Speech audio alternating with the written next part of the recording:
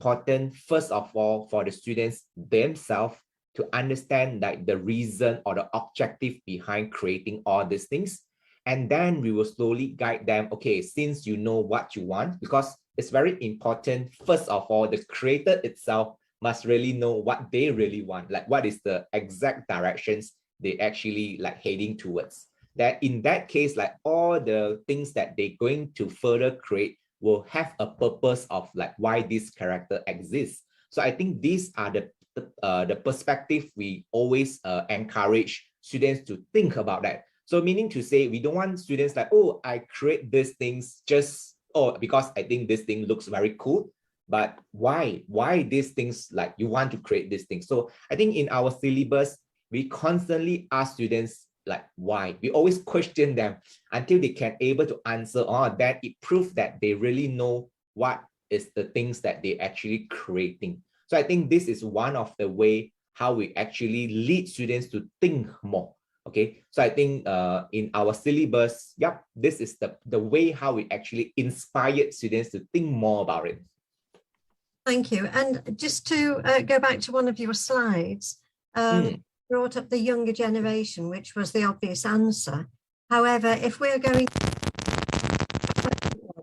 and not leave anybody out in this new world of ours, how can we include all generations? Because in a way, we are saying that it's the younger generation looking to the future, but we slightly older people also need to look to the future and not be excluded from this. So how could you and your people incorporate or include everybody in this? Because, you know, people nowadays are having to upskill or reskill or just start work, even as older people. So we need to have a starting point, a stepping stone, if you like, for them to move forward to a new career or in area.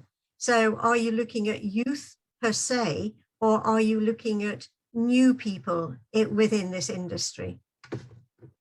Okay.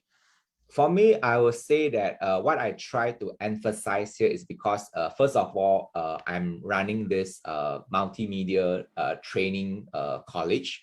So I would say that the people that I met more often is definitely younger generation, like maybe in the age of like 16 to maybe like 22. So I think this is like really a very huge group that I am actually dealing with like almost daily. Okay. So yeah, so that's why for me, when it comes to this, I always say that definitely the younger generation, because sometimes I'm not saying that they can't able to create. Okay, actually everyone is really creative. I think creativity won't limit like, oh, only younger generation is creative and then elder generation is not creative. I mean, ideas, I think it's not like going to have any limits by the age group itself. Okay, anyone can be really creative. It's just that maybe the way how they actually would like to express their creativity might be a bit different. Okay, maybe for youngsters, because they might still like really young, so they tend to like just share whatever they want, like no matter is it correct, do make sense or do not make sense, they just share what they want. Okay, so that's why. But I mean, for people who are slightly maybe age, maybe for them it's like they might be more matured in like the way how they think. So that's why sometimes they might not to just share whatever they want or just like just do whatever they want. So I think the biggest difference, like why sometimes you always think that, hey, how come the younger generation is the more creative things? I think it's just the way how they actually express themselves is different. Yeah. Okay, that was brilliant. I had to smile in the middle of it because I'm thinking of Beethoven and all of these other people who carried on creating, and all the painters that we have around. I know a few of them died early, but that's another thing. But I'm looking at the older people who did just create. They created from small and carried on throughout their lives. And so in a way, I'm not embracing all of what you're saying, which is a good thing, because I think we need to spread our minds and expand our concept of who we're going to work with using your conceptual area there, which is very good. But thank you, Eugene, very much. Thanks a lot. I do have a question for Yan Ning. You'll excuse me a moment, my hay fever is not assisting me this morning.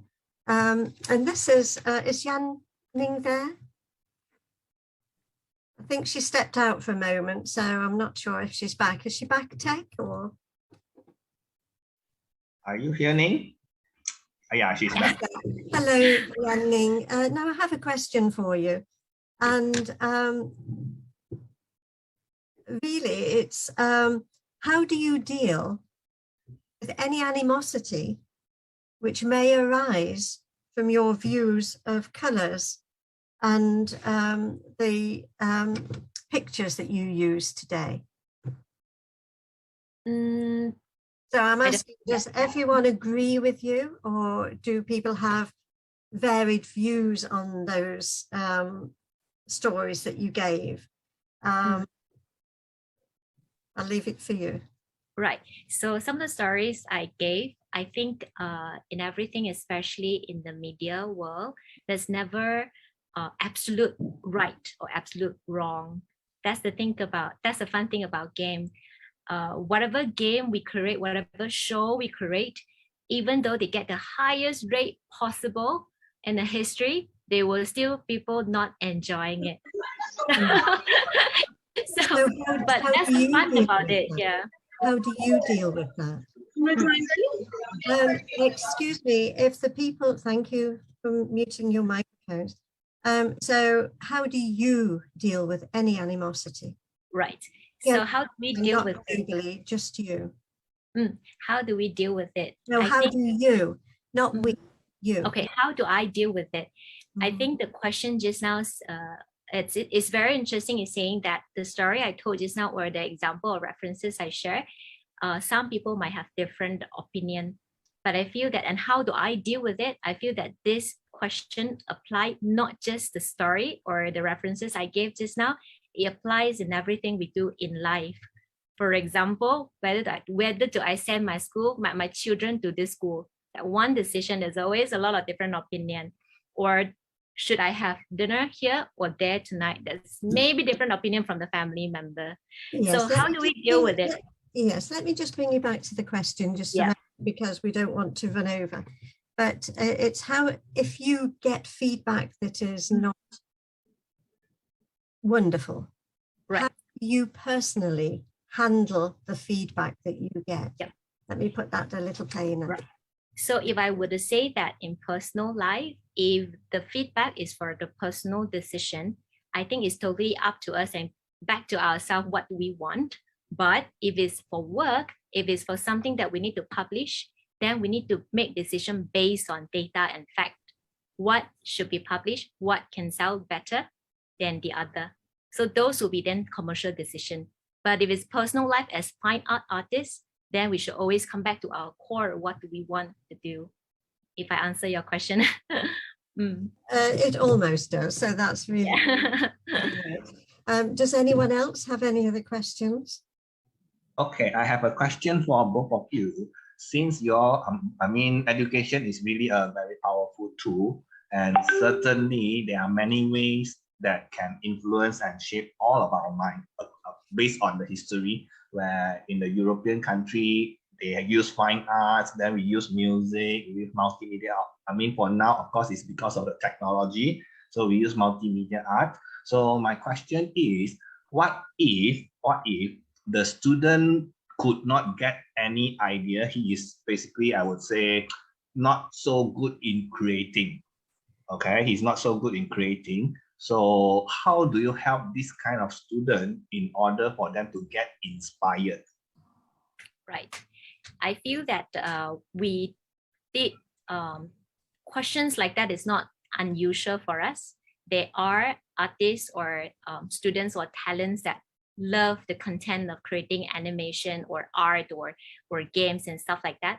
But if you understand the production of a show, let's say one animation show, there are different roles as people that's coming up with the idea and the concept of the show, and pass it to talented people that creating it based on the idea. So the whole show and production is not just about creative people having good idea. We need to rely on a big group of skillful people to create it as well. So I feel that if people that students worried about, I think I always do not have idea, I cannot join this industry, but it's not true, because we need to rely on a big group of people that good at creating it, but no need to talk about idea. It's creating something beautiful on the screen based on a provided idea.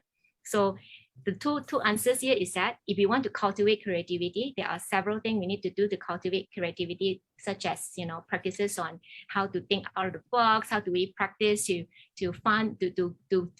get more ideas out, or you can be also a skillful artist that in the production side. So I hope I answered that question.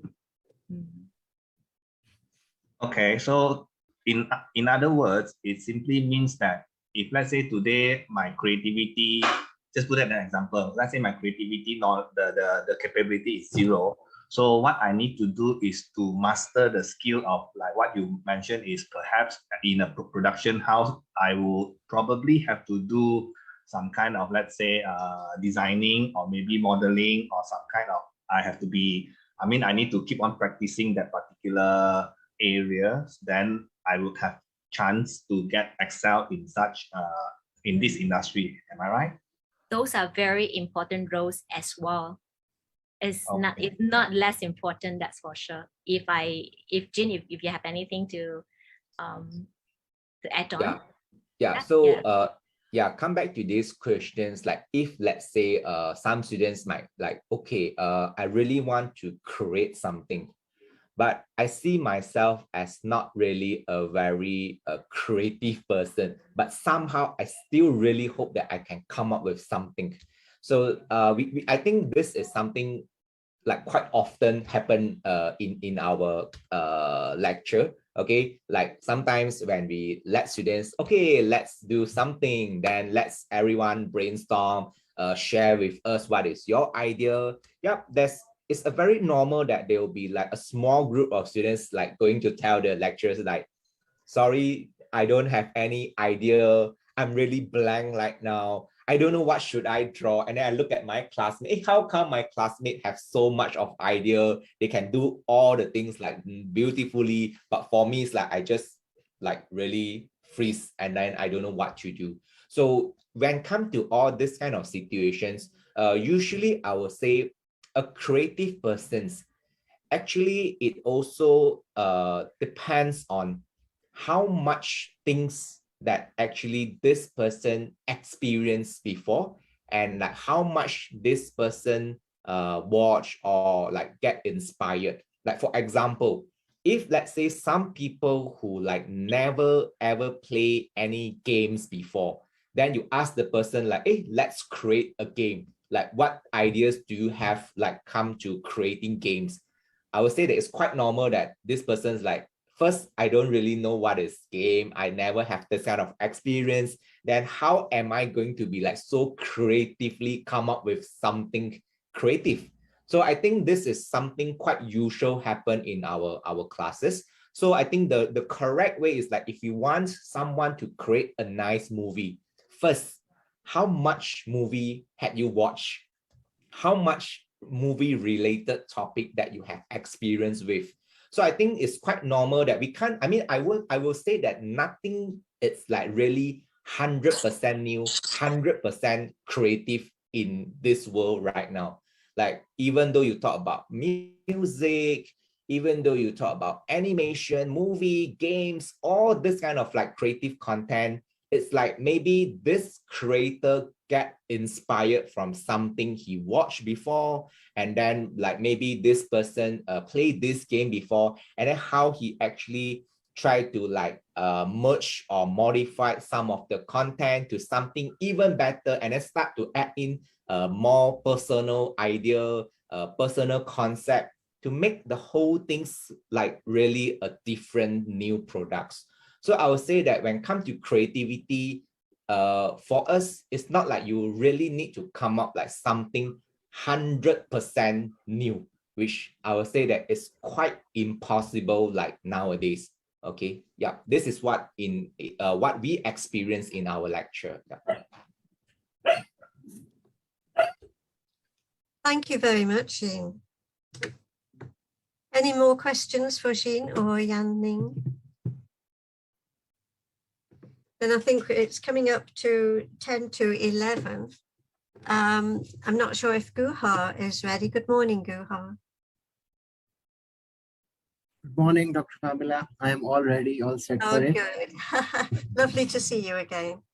Thank Yeah, you. Yeah. welcome Shall I and share the ready for your PowerPoint? presentation. Thank you.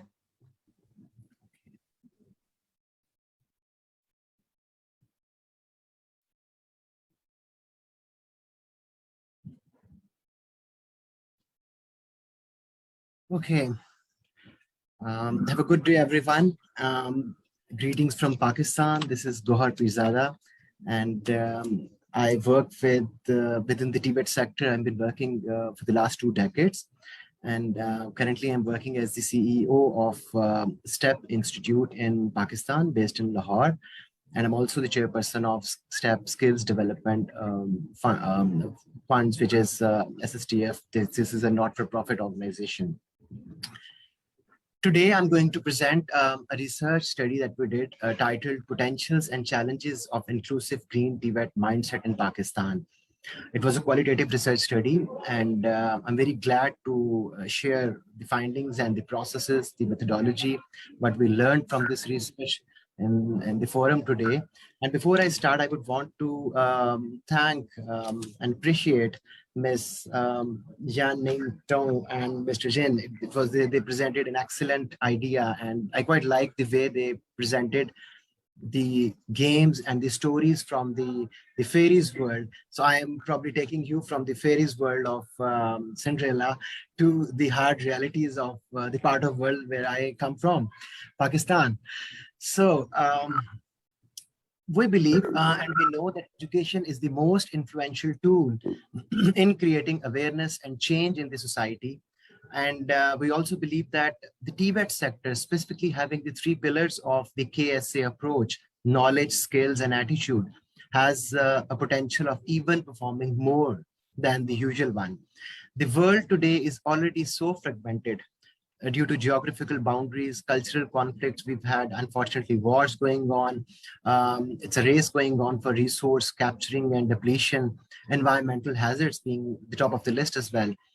And considering the whole macro environment, we believe educational settings and institutions at a micro level must train and educate the students to create awareness and sense of responsibility to make the world a better place by opting an inclusive approach. This inclusive approach is the key word that we've been following for the whole program, for the whole research study.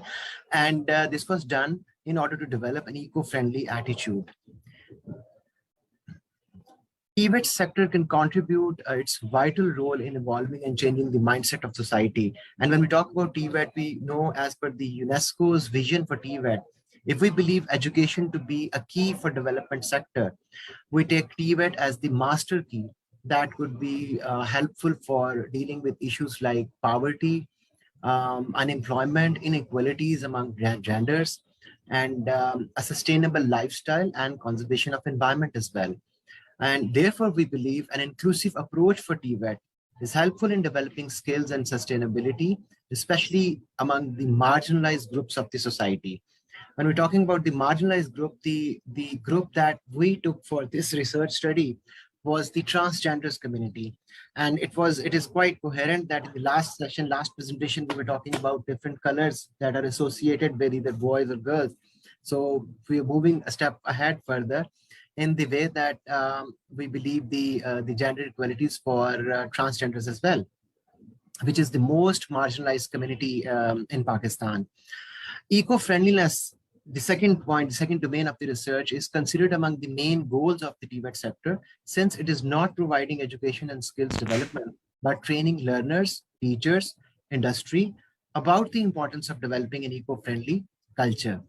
And not only in Pakistan, but around the globe, TVET is compelling learners, teachers, and industry to use eco-friendly techniques and resources to meet these sustainable goals. The concept of green TVET is relatively newer in Pakistan, unfortunately, but I can tell on my personal experiences, this issue and phenomena of green TVET now is a hot topic in every TVET related training or standardization, policy making, seminars, workshops, and which is quite hopeful in its way because people are at least now talking about it. Uh, it's like better late than never come. Pakistan is among the top 10 countries in the world which is going to suffer, which is actually suffering the most when we talk about issues related with the global warming and the eco-friendliness here. We recently had an incident only a couple of days ago, the melting of the glacier in the northern part of the country in Hunza, Gilgit-Baltistan, which was so damaging and created destructions. So it is not that we will be suffering. The situation is that we are actually already suffering from that. And the other, some of the other use of non-eco-friendly practices lead to, we all know that the climate change, including the greenhouse effect, melting ice, rising sea levels, heat waves. We are currently facing that scorching heat wave in Lahore, where I'm sitting right now. And alarming global warming, tropical storms. I was just listening to the media and only last week, I think, and it said that in Iraq, they're having the 8th sandstorm only in the last 30 days, which is a very, very alarming, eye-opener situation for the whole for the whole world, in fact. Another important factor that we must consider when we talk about inclusivity or we talk about taking up marginalized groups is the element of discrimination. When we say the world is fragmented and highly polarized, unfortunately, the society that I am in, Pakistan, is also suffering from this element. So the element of polarization, fragmentation, distant inequalities, not acceptance, and negating the idea of coexistence. And therefore, we believe that taking the issue to in an institutional level, when we say TVET and we talk about the training and taking up young people, in the last presentation we spoke about young people, and I'm just going to deviate from the topic and answering Dr. Pamela's thing. I think that's a very important thing. When we believe that young people have a role to play now, we also believe that it is the duty and the responsibility of people, of the X generation people or people who are not that young, to actually create that path for them. So if we believe that the young people are to take up new opportunities, the older ones have to create those opportunities. So it is a responsibility that would stay with us throughout our times on this planet.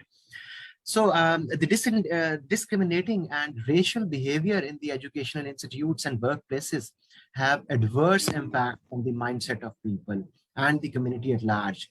One of the major problems faced by the nations and organizations today is the disintegration, the gender inequality, and the lack of inclusivity. So transgender people who were the population of my research study, we believe are the most marginalized community in Pakistan. And before I go on further and tell you the methodology and the way we conducted the research and the interviews, I would want you to show a very quick video on the current situation of transgender community in Pakistan. So you could just play the video.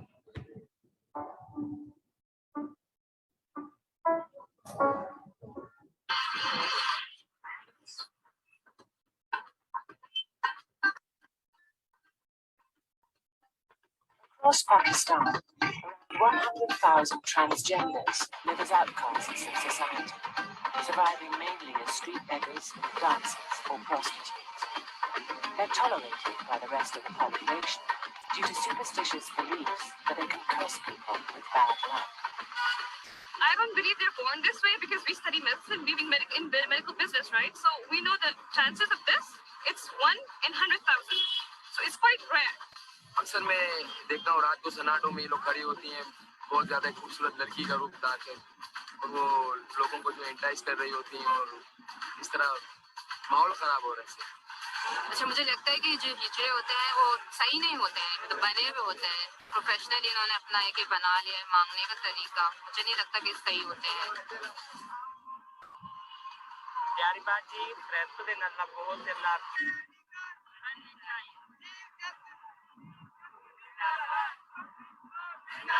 हमारे ID card बनाए जाए, हमें पाकिस्तानी, हमें Transgender matriarch India organises a protest rally outside the Karachi Press Club to push the government to honour the Supreme Court decision. Chief justice supreme court supreme court. आज की जो हमारी protest है NIC के बारे में है, जो हमारे चीफ जस्टिस का अहकाम था कि इनकी एनआईसी बनाई जाए जो अब तक नहीं बनी। ख्वाजा सर अपने माली मतलब शिकार है, वो बेचारे भीख मांगने में मजबूर है, जो सेक्स करने में ख्वाजा सर मजबूर है, तो उनको नौकरियां दी जाए ताकि ये बहरान खत्म हो सके।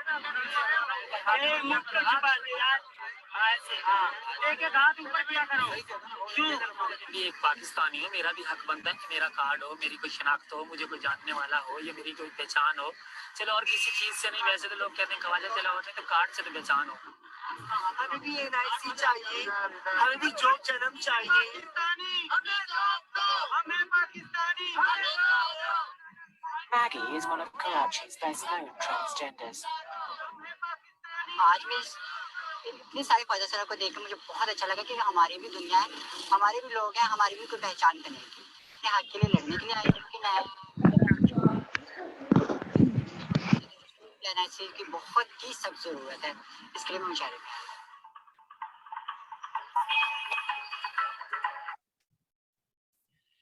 So this was this show a little glimpse of the kind of life people have over here, and they literally had to fight for it. The good thing is that the issue of the national identity card has been resolved, but they're still being deprived of some of the very basic fundamental rights, including, for example, the right of inheritance of property. Problems still exist. And therefore, we took this heavy challenge of dealing with the most marginalized, most neglected community in the country, the transgender community. Inclusivity is the phenomena that focuses on representation of the marginalized groups.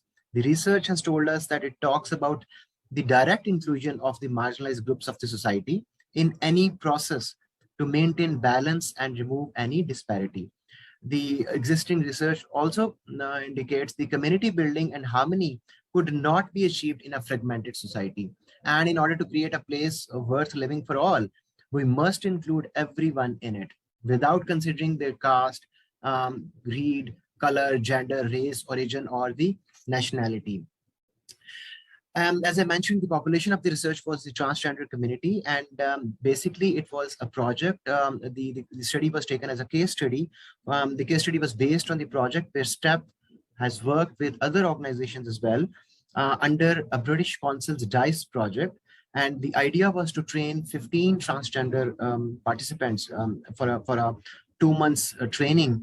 The first half of the training was done at the institute, where we taught them things to do with eco-friendliness, recycling, reusing products, and making them commercial products which are sellable, and empowering the transgenders. That was the whole project. It aimed to explore and understand the perceptions and experiences of the transgender community in an eco-friendly initiative for empowering the powerless. The purpose of the training was skills development of the transgender participants in an eco-friendly environment to create awareness about the green initiatives and make them understand the importance of the eco-friendly practice. The study helped to understand the potentials and challenges of inclusive green TVET mindset in Pakistan. Talking about the benefits and significance, the topmost was the social inclusion of the transgender community in a formal education and training process. And it was not an easy job at the first place. It was hard and difficult. I remember two of the parents of our regular students going and talking to our admissions officer and asking her, why are they here? Which, I mean, basically upper middle class here in the country, they believe that even their kids and children should not even study with transgenders. So it was the most difficult challenge. And then the second most challenge was to realize the regular students to understand the perceptions and the lifestyles and actually accepting the transgenders. So training of the regular students to consider transgenders equal and create an environment of gender equality was also one major benefit that we believe we've gained from this project. At the same time, we were able to create awareness about the green TVET practices among the student body here. And we imparted the hands-on skills, knowledge, and experiences of using waste material and recycled raw material to create new products. And these new products were supposed to be and are commercially viable, sellable, and acceptable. So it's not just for the sake of doing the making the products. Then in if we go on further, one of the main hurdles of the social inclusion, if we talk about the hurdles that we're facing, would be the transgender community itself, because they believe the behavior of the society had been not favorable for them. Many of the respondents revealed that they are not comfortable with male or female colleagues, as they cannot understand the transgenders, their lives, hardships, and sensitivities. And actually, most of the times they believe they're made fun of. Most of the participants shared that they were subject to constant bullying for years, and that is why they strongly want to remain in the community itself, and they only want to work with the transgenders. While some of them were comparatively open and willing to participate and being part of the outside world without any hesitation, if respect, dignity, and opportunities are given to them. So, considering and reflecting back on our experiences and learning from the training workshops, if I could share this if you could see this picture, I believe we were able to at least take them onto an integration phase, because they were studying, they were using the training rooms, they were part of the institute, but separately, not with the regular ones. But that itself, we believe, has been a major milestone we've achieved, because before that, even, it was not even possible. I would think of an example a couple of years back where we had transgenders in our institute, and even the support staff, the administrative support, staff, they were hesitant to communicate with them and interact with them. So in that kind of situation, in that highly polarized situation, getting the issue onto an integration phase itself is an achievement, we believe. Since the population was the transgender, so I'm going to show you a video that would glimpses of that would show the glimpses of the perceptions of the transgenders and their thoughts on inclusivity or skills development and the green environment. So let's just listen to their views. We've given subtitles in the reach of the slide.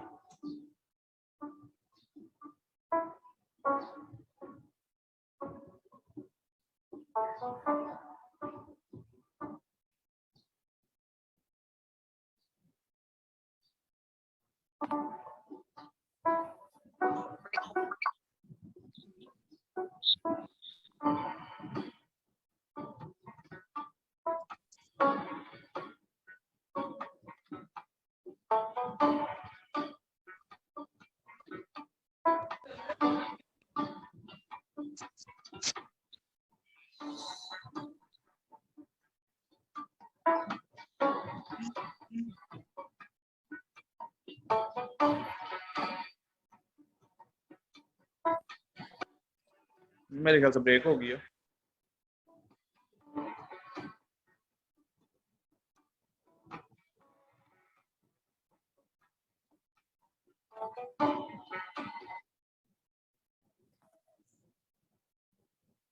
Sorry about that.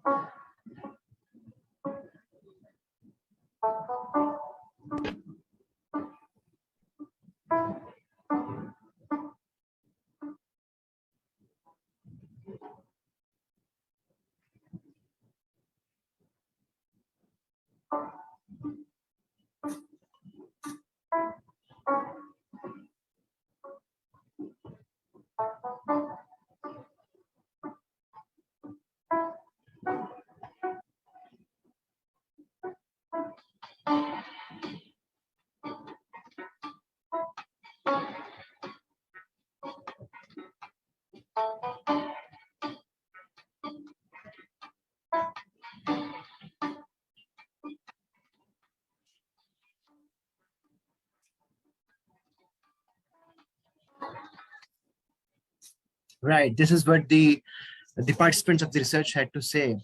About the green practices, as we've seen some of the comments as well. In green driven perspective, they were happy to learn something new. According to them, before the training, they had no idea about what greening is and how the world is approaching towards the issue. We made them learn a lot about it through the training at the institute, and they expressed their regret of showing oblivious behaviors towards environment due to the unawareness and complete illiteracy towards the issue. Some of them were excited to share their experiences and learning with other people in their community and motivated them to learn about the eco-friendly production and consumption as well. Um, Talking about the training, the challenge, one major challenge we had and one major initiative that we had to do was to make sure that we were dealing with the soft skills part as well. And based on our experiences, our past experiences of working with marginalized groups, one important thing that we've seen while we're working with people with special needs or people living below the poverty line or people who are from diversified far-off areas or minorities or even working children, we've always found that it will be inappropriate to just give them straight away the training from the first day. One major part of the training has to be development of the soft skills, their communications, their leadership, and their socialization. In this case, it was very important. Before the training commencement, we had to kind of train our trainers and teachers as well on the same lines. So I'm going to play a very quick video here, which would explain the experiences of the trainers in this project about how they felt this whole process was for them and what did they do to provide the best of the training to the transgender people. It was a very good experience. Actually, we work on two social issues. One is inclusivity and the other one is environmental sustainability. In inclusivity, we specifically targeted the transgender. Transgenders are the people who actually always treated differently in our society. So that different treatment makes them think differently. Because of that, they always come up with a new idea.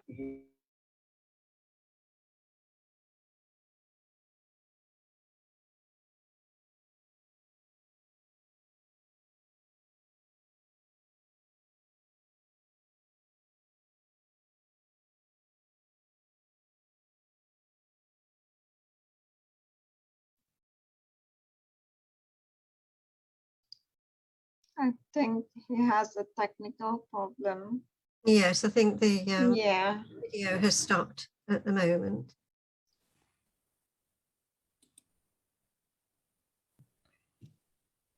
Guha, I'm wondering if it could be replayed. I will try to back up. Give me 1 second, please. Thank you.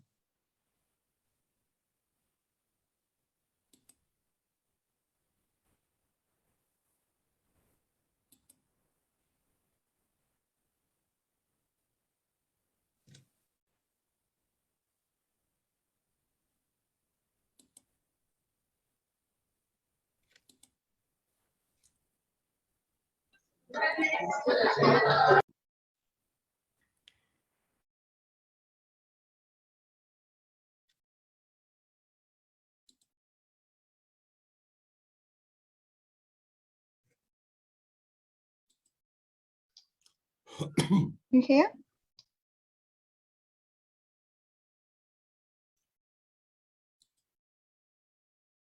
I have nothing yet, Nina.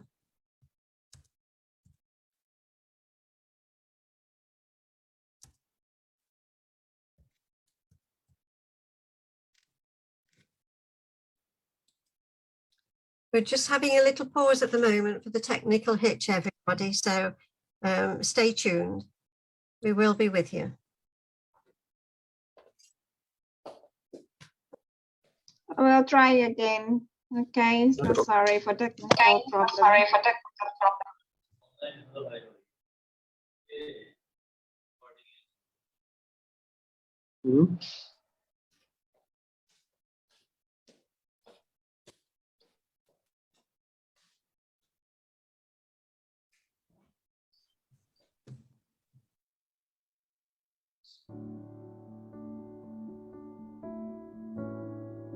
It was a very good experience. Actually, we work on two social issues. One is Can you hear inclusivity, okay? other one is environmental thank you. sustainability. In inclusivity, we specifically target the transgenders. Transgenders are the people who actually always treated differently in our society. So that different treatment make them think differently. Because of that, they always come up with the new ideas, creative ideas, and they always produce very good creative and innovative products. On the other hand, it feels good to work with STEP Institute of Art and Design as a team for the betterment of the society. TVET is technical vocational educational training system who work on many social issues. One of their program is Go Green. STEP Institute of Art and Design is collaborating with them because STEP Institute of Art and Design always come up with suitable solutions for those social issues. In that case scenario, we gather up a group of people and we make them recycling process. In recycling process, they collect junk materials and they collaborate it to produce useful products. On the other hand, we also give them awareness about the global warming, increase in global warming, how they can contribute for the safe earth, that they can convert the waste material into the useful material. My experience was amazing. It was good to interact with them as they're sensitive community and unfortunately bullied in our society. So we made sure to provide them a protected environment, and their urge to learn was commendable. They were shy and hesitant in the beginning. One could see the fear of being judged and rejection. Even eventually when they experience they are in good environment and no one is judging them, they got relaxed and they were happy when they ended up with their training, and some of them even said that they found the purpose of their life and they know very well now what to do and how to live respectfully in the society and earn. Now Pakistan is standing towards adopting recycled and eco-friendly environment. Our waste material is properly recycled. We are adopting our habits, changing our habits and using paper bags instead of plastic bags. Urban forests are developed in middle of our cities. Trees are planting and we are trying to control our pollution. Hope for best in future for an eco-friendly and sustainable environment. Okay, thank you so much for giving me the support as a backup with this presentation, and I'm extremely sorry for the disruption in the internet. No problem at all. It's always happening when we don't need it. But we sort it out. Okay? Take over. Thank you.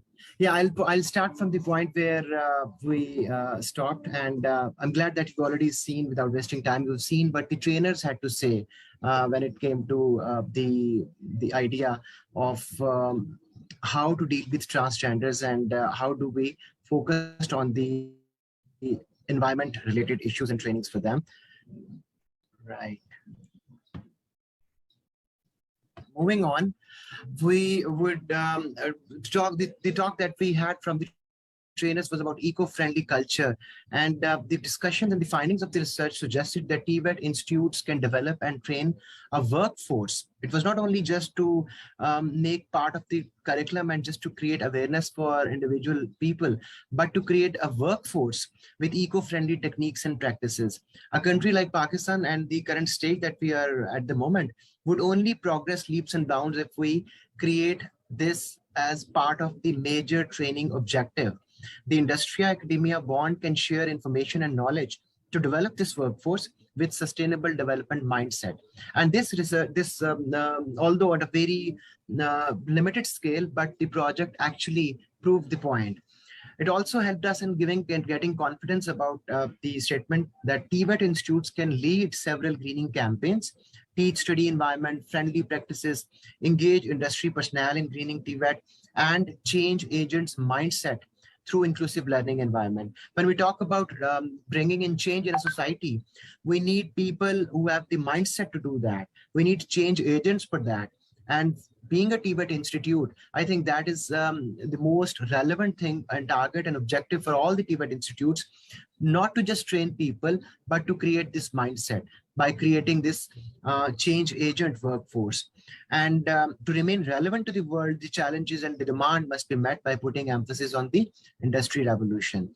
The challenges about the inclusive green, as I mentioned earlier, there were two challenges. One was the readiness of the participants itself, because usually these people, they were not open, they were not explicit to a point where they were made part of the regular students. And second, there were issues and concerns about the usage of recycled material.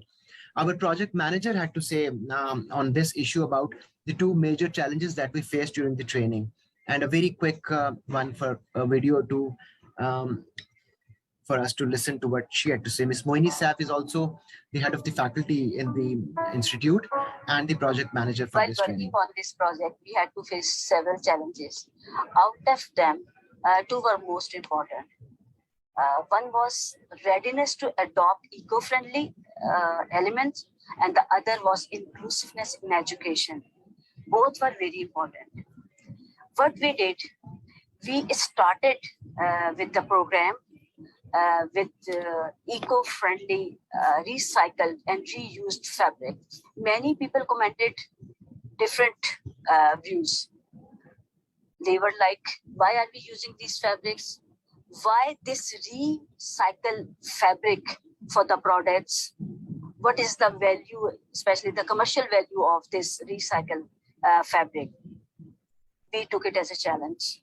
On the other side, inclusiveness in education, because we already have male and female students studying here.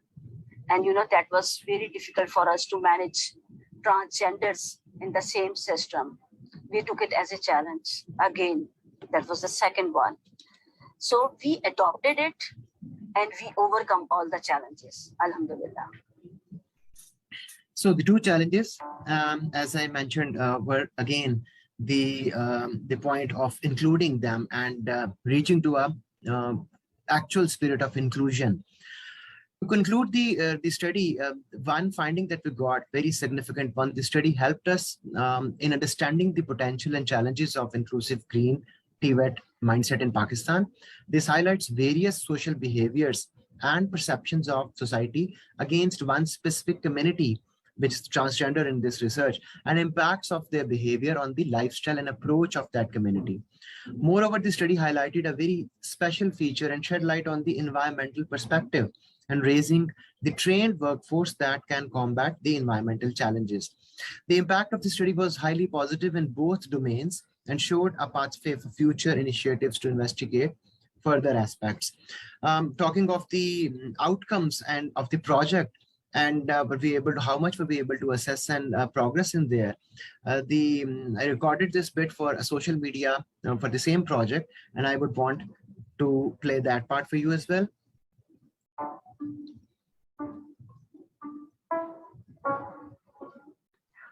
I believe we've been quite successful in achieving the outcomes of the project. Although it was complicated, it was not easy, but starting from the point when we were actually advocating for it and recruiting the transgender people for this training, because we had to see from every aspect, the psychological aspect, the social aspects, their prior learning and commitment towards such a course, and their availability as well. So from the recruitment to the point where we were actually counseling them, we were telling them exactly what needs to be done but how would we progress on this whole training program. And then the actual training, which was tougher because in Pakistan, over here we have lesser experiences of incorporating the segments of society which are not actively involved otherwise. So it's basically the same idea. It's inclusive training is quite rare over here in that sense. So, and especially with the transgender community, because the rift was from both ends.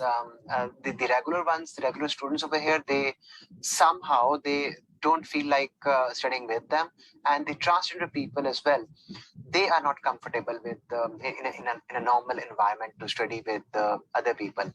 So that was tougher and challenging, but it went quite well. And after the training, the most challenging part was to place them on job where they were supposed to actually produce what they learned on in the college, and in the industry placement where they were working. We got very good. Some of the projects that they've got to work on are very good actually, and they are doing very well. So overall, I would say it is quite insightful. We learned a lot from this whole project on how to further go about it. Nevertheless, eco-friendliness and the 3 R's of the the recycling part of it especially has been the core pillar of the training. And in Pakistan, we have a culture where, number one, the eco-friendly things, eco-friendly concept, processes, productions, and behavior, that is not widely available, widely it exists, number one. And number two, the transgender community is one of the most marginalized communities, we believe. So when one of the most marginalized communities would be doing something which is very rare, it is going to catch attention of people. So that was the catch here. And social media, the mainstream media, we have plans to actually cascade the whole learning using those models. And I believe this is going to give a very positive impact in future. So I would say very well done to all the participants and the trainers and all the participating organizations as well.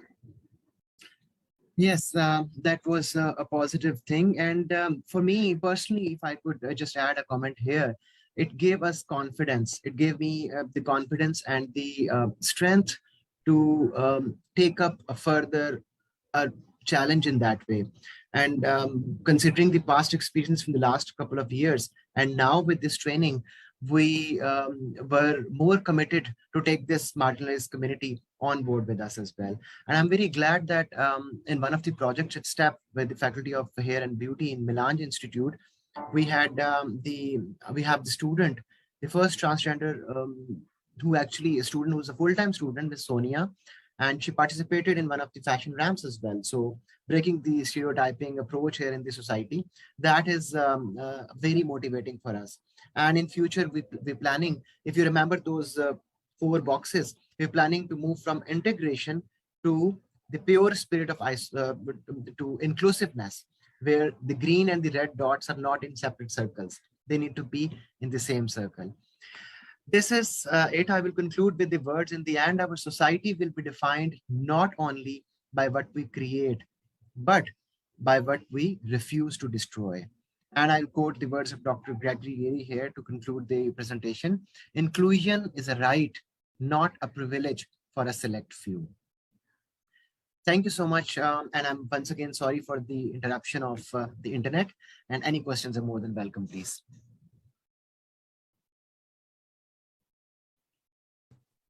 Thank you very much, Guha. That was really impressive. Yes, I have questions as usual, unless anyone else wants to jump in with questions first. I think my first question would be, which one issue stood out most for the majority in the transgender group that you, the groups that you had?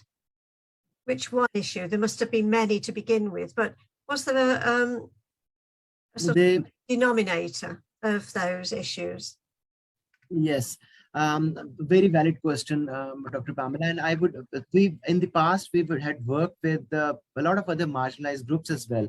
For example, we're running this Sunday school for working children, and we've worked with minorities, people from different ethnics, and people who are from far off distant areas, people living below the poverty line as well. With the transgender, the major issue, normally this issue is there in almost all other communities as well. But in Pakistan, the transgender people, the major issue was to actually bring them on board, actually give them this, what we call the internal motivation, the intrinsic motivation to do something, because they're so convinced that people do not take them seriously. They're so solidly convinced that it is very hard for us to convince them to take up this thing, because in this part of the world, actually, there's a lot of, we use the term which is not in the dictionary, but the term is called NGOized. NGOized means that people who use these people for commercial purposes, they'll make videos and documentaries, and they will be funded for that. But on the ground reality is that things are not good for them, and there is hardly any difference that is that could be seen in actually a visible way. Despite so many people claim to work for them. So the lack of integrity and the lack of trust, I would say, this has been the major issue. Now, working with these 15 people, the best aspect is that now doors are open for us.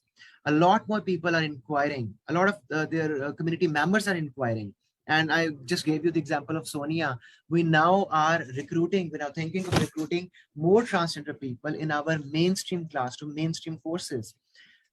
Second issue, if you allow me to say, other than the first one, is the element of acceptance in society. The problem is that if they are willing to do something, the society is not ready to accept them. Usually we claim that transgenders are the weakest link in the whole system. The research findings suggest that it's not the transgender, but the society itself. People are not ready to accept them as the way they are. And most of them, in one of the interviews, one person said that they're actually living dual lives. When she goes home, one of the transgender, the participant, she said that she would change her clothes and, appear to be a boy, a normal boy, and then he would go home. So this is not only society, but their immediate families they're living with. They don't even accept them as the way they are. So that is a major issue. And obviously this major issue, the whole perception, the whole mindset of society cannot be changed overnight. But if we are able to produce good examples, if we're able to create success stories, I would want to share with you, in Pakistan, we've had for the first time, the first transgender person who's now an MBBS doctor. It only happened a couple of months back, 2 months back. So there are things happening, but the speed of the things are not that acceptable, not satisfactory. So we need to work harder on that issue. Yeah. And another question was, were any in the transgender groups that you had, were they any of them able to use previous skills? That, skills that they would have used in previous jobs, were they able to, yes, into different working areas? To an extent, definitely yes, I would say, because usually when I was talking to them, usually they were more interested in tasks which are not very physically challenged ones. They're fond of the most favorite lines for them would be the hair and beauty sector, the stitching and sewing, the designing part of it. And one person said cooking as well was one thing that they are interested since their childhoods. So their experiences and their the learning they already had was incorporated, and it was not a standardized thing. We had varied participants, some with little more experience of stitching, some were very good with that actually, and the other people had to start from scratch. So it was varied. The issue was that their formal education areas are very weak. Very less people in the transgender community, very less, are usually able to make it to a university or higher education. So usually they would drop out from the schools, and other than poverty or financial reasons, one major reason for them to drop out from school or college is the same: the bullying that they had to face in institutes and people not accepting them. So they would love to stay within their own comfort zone and in their own community, and even they would not travel alone. So we had to pull a group out of the community, so 3 or 4 people to come together and study. That would be little acceptable for them. Otherwise it is difficult to convince them, and that the prior learning and knowledge is definitely gained in the process. Thank you, Guha. And my last little point, I saw different age groups in the videos in the streets. What was the sort of average age in the groups that you had? Yes, that's again a very visible, very valid observation you have. As a matter of fact, we thought of taking transgenders into different age groups, and not only age groups, but we were keen in selecting or recruiting the participants on the basis of variations in terms of age, in terms of education or prior learning, or even geographical locations as well. Majority of them, about half of them, were in their teenagers, in 20s or mid 20s, and about 5 or 6 of the participants were in their 40s as well. And this was also known that people who were slightly elder in ages, they were little reluctant in learning new skills. But the younger ones, which I never had an idea before this research, they were very fond of education and training. They wanted to improve their lifestyle, they wanted to learn skills, and they wanted to become the most productive part of the society, which is a positive sign, which gives us hope as well. Well, it certainly does. Thank you very much, Guha. Are there any other questions for Guha? Then thank you very much again for the presentation. And I'm not sure if Dr. Tullio is ready. Good morning, Dr. Tullio. Or good morning. Hello, everyone. Yes, we are a bit sleepy, but ready. Okay. It's very early here in Chile. Thank you. Good morning, Francesco. Good morning, Dr. Pamela. So when you're ready, Dr. Okay. I will share the screen to see if everything is working all right.